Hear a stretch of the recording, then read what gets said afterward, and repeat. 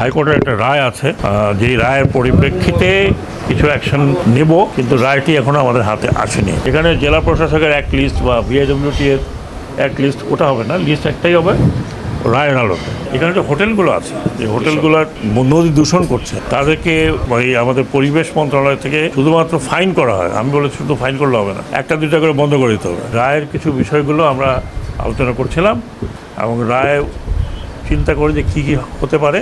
কারণ আগেও কিছু রায় ছিল, এটা বিএসএ হবে না আরএসএ হবে, এটা কি বলতো, ওগুলোর প্রস্তুতি যে বিএসএ হলে আমরা কীভাবে সার্ভেটা করব, আরএস হলে কীভাবে সার্ভেটা করব।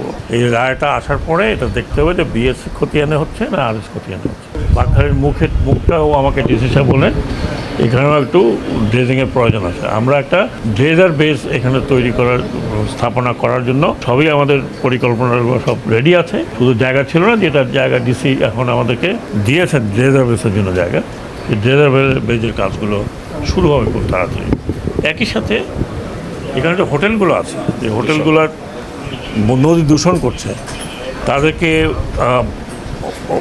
আমাদের পরিবেশ মন্ত্রণালয় থেকে শুধুমাত্র ফাইন করা হয়। আমি বলে শুধু ফাইন করলে হবে না, একটা দুইটা করে বন্ধ করে দিতে হবে।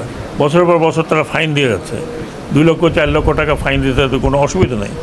কিন্তু এই এতগুলো হোটেল সবগুলো হয় সমুদ্রে চলে যাচ্ছে, না এসব নদীতে আসছে।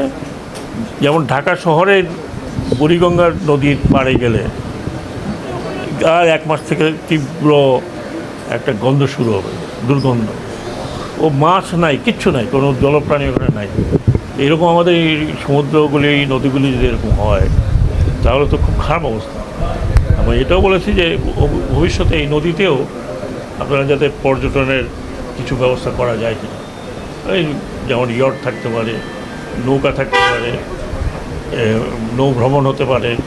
কিন্তু নদীটা তো প্রথমত হচ্ছে দখলমুক্ত করতে হবে, দ্বিতীয়ত হচ্ছে দূষণমুক্ত করতে হবে। বিআইডব্লিউটি এর হয়তো একটা আছে, সেটা দেখতে হবে। এখন জেলা প্রশাসক যদি আলাদা থাকে তাহলে যে রায়টা আসছে সেই রায়ের আলোকে দেখতে হবে। এখানে জেলা প্রশাসকের এক লিস্ট বা বিআইডব্লিউটি এর এক লিস্ট, ওটা হবে না, লিস্ট একটাই হবে রায়ের আলোকে। আমরা এখন অপেক্ষা করছি পূর্ণাঙ্গ রায়।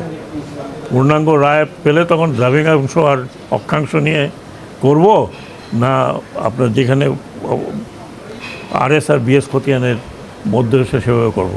এটা এই মুহূর্তে তো আমি বলতে পারবো না। আমি তো এখন পর্যন্ত আমরা তো পাইনি। বেলা রিপ্রেজেন্টেটিভ ছিল, তাদেরকে বলেছি যে পূর্ণাঙ্গ রায়টা যেন যত তাড়াতাড়ি সম্ভব আমরা পেয়ে যাই।